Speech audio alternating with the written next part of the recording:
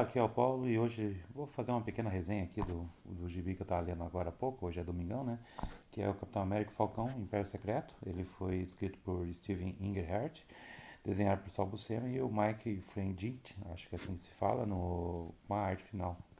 E aqui a gente vê as edições 169 e a 176 do Capitão América e Falcão. Qual que é a ideia da história? Que praticamente o Capitão América foi acusado de um assassinato e vai haver um trabalho para manchar o seu nome, enquanto vai se levantar um outro, entre aspas, super-herói, que é o Rocha Lunar. Enquanto isso vai aparecer uma organização secreta, que é o Império Secreto, que é uma dissidência da Hydra, que vai tentar assumir o poder ali dos Estados Unidos, né? A ideia básica ali uma história, se não me engano, essa história foi escrita em 74 a 1975, e ele tem toda aquela pegada que a gente sabe das histórias de super-heróis daquela época, né? Bastante balão, você tem um pequeno drama, enfim, é a ação que a gente consegue entender bem. A história começa primeiramente ali no Harlem, né? Que tem uma questão mais racial ali naquele primeiro momento, e no momento em que o próprio Falcão ele vai ficar se questionando se ele está sendo um bom parceiro quanto a isso, né? Porque aparentemente ele não conseguiria resolver todas as situações sozinho. Aqui ainda ele não voa, então aqui a primeira parte a gente vai ver que o Falcão ele vai ter a ajuda do T'Challa quando eles vão para o Wakanda, no qual ele vai poder pegar a tecnologia ali do Wakanda para poder voar como a gente conhece atualmente nas histórias do Falcão. Então a gente já vê o surgimento, vamos ver como que o Falcão vai estar voando. Mas tirando isso, depois o Falcão ele volta mais para o meio da história. Então a gente começa a acompanhar o trabalho de desmoralização da imagem do Capitão América, como você já começa a reparar nos quadrinhos aqui.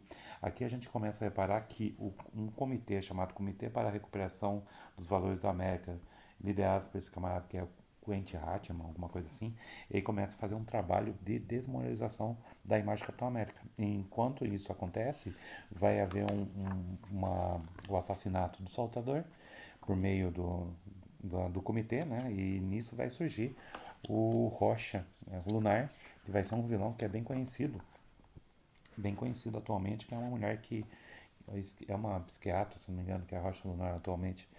E nisso o Capitão América vai ser preso e aí vai ter que lutar para conseguir descobrir a verdade. Então a ideia básica é isso aí. A maior parte das histórias vai ser um fugitivo e sempre o Rocha Lunar e o comitê vão estar é, sujando ainda mais o nome do Capitão América e colocando Rocha Lunar como um verdadeiro símbolo dos Estados Unidos nesse ponto, né? Então é uma história que a princípio parece ser aqui a gente vai ver os X-Men também aparecendo, porque o Comitê de Valores Americanos lá vão perseguir os mutantes e a gente vai entender um pouquinho o porquê também. E a Shield também nesse momento, o Nick Fury ele não está se dando muito bem com o Steve Rogers, então ele também está sendo perseguido. Mas o ponto principal é que a gente vai estar vendo que o comitê está servindo ao chamado Império Secreto. O Império Secreto, como eu falei agora há pouco, ele era um dissidente do grupo do gente do Império Secreto, as toucas com numerações na cabeça mostrando qual é o, o nível ali de importância deles, mas eles querem praticamente dominar o mundo, né, os Estados Unidos ali.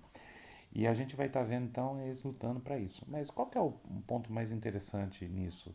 Que por mais que a gente tenha essa pegada herói, bem ou mal, aqui o Steve Harder, ou Steve, né, vamos falar assim, ele começa a trabalhar algo que estava acontecendo nos Estados Unidos nesse período, que era o caso Watergate, né? Para quem não sabe, em 72 a 74, o Richard Nixon, sendo presidente dos Estados Unidos, ele manipulou a justiça e acobertou crimes de espionagem que ele estava fazendo contra o Partido Democrata durante a reeleição e de um certo modo trouxe um escândalo ali depois quando foi descoberto por dois é, repórteres do Washington Post, né? E de um certo modo o Capitão América e o Falcão acabam representando esses dois repórteres, né? E nisso a gente vê que a ideia principal da história é mostrar que os Estados Unidos não ele estava numa crise de identidade, sabe? Então o Capitão América ele vai estar representando bem isso. Essa parte final ele já muda totalmente a figura. Você tem o lance da aventuresca, tudo certinho que a gente viu até o momento, certo? Mas nos últimos quadros dessa história, quando já foi montado um circo, e porque eles estavam pegando os mutantes também, né? Por causa que aí eles estavam utilizando o poder mental deles para poder usar nessa nave para conquistar os Estados Unidos, né? E aqui a gente só tem uma armação já feita por Rocha Lunar e pelo número um do Império Secreto para tentar conquistar. É como se o Rocha Lunar fosse o representante ali dos Estados Unidos, já que o Capitão América ainda era considerado um vilão pelos americanos. Então a gente vê exatamente a partir dessa parte aqui, aqui é o embate final do Capitão América com o Rocha Lunar, e o Rocha Lunar fala tudo, todo o plano, né? Então a gente começa a ver no final exatamente isso. Nos quadrinhos é bem legal, cara. Bem desse tipo, essa parte já está começando a falar, dar nos dentes tudo, o plano do Império Secreto. Mas o que muda a história, que deixa bem sério o tom, é nessas últimos quadros que a gente vê o número um fugindo e depois ele comete suicídio dentro da Casa Branca, no Salão Oval, se eu não me engano.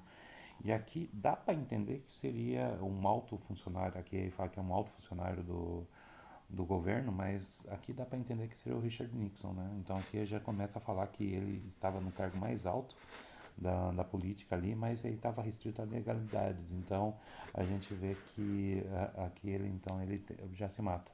E isso acaba com a moral do Capitão América, né? E aí começa a partir de então aqui, que é a última história, o ano 76, ele começa a refletir o papel do Capitão América agora.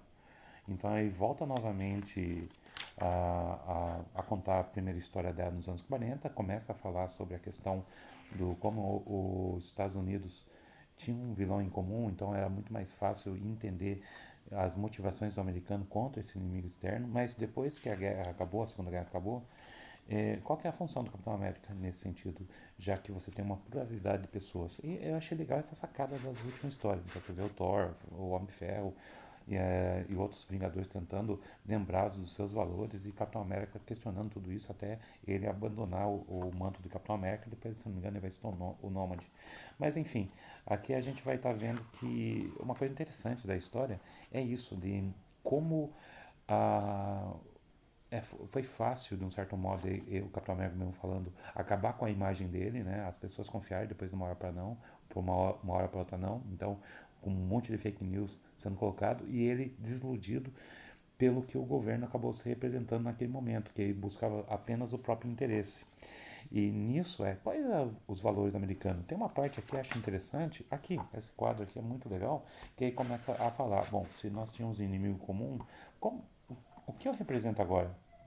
O que representa? Como a diversidade de povos, quando ele fala na segunda parte, que estão ali nos Estados Unidos, qual a América que ele representa agora? Né? E acho que essa foi a melhor sacada dessa história. Né? E pensar qual é o papel dos, do ideário, aquela ideia do americano. Né? Então achei muito legal isso. Depois você tem melhora, ele tem uma ideia melhor que o América, um amadurecimento dessa ideia, lá no Conto do Soldado Invernal. Né? Mas eu achei bem interessante a história.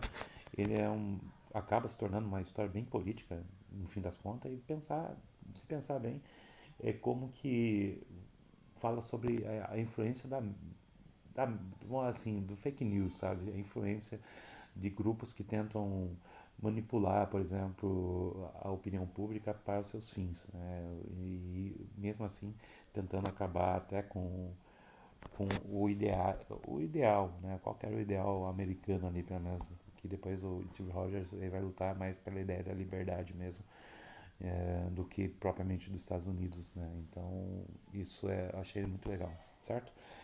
Eu espero que vocês tenham gostado aí e até.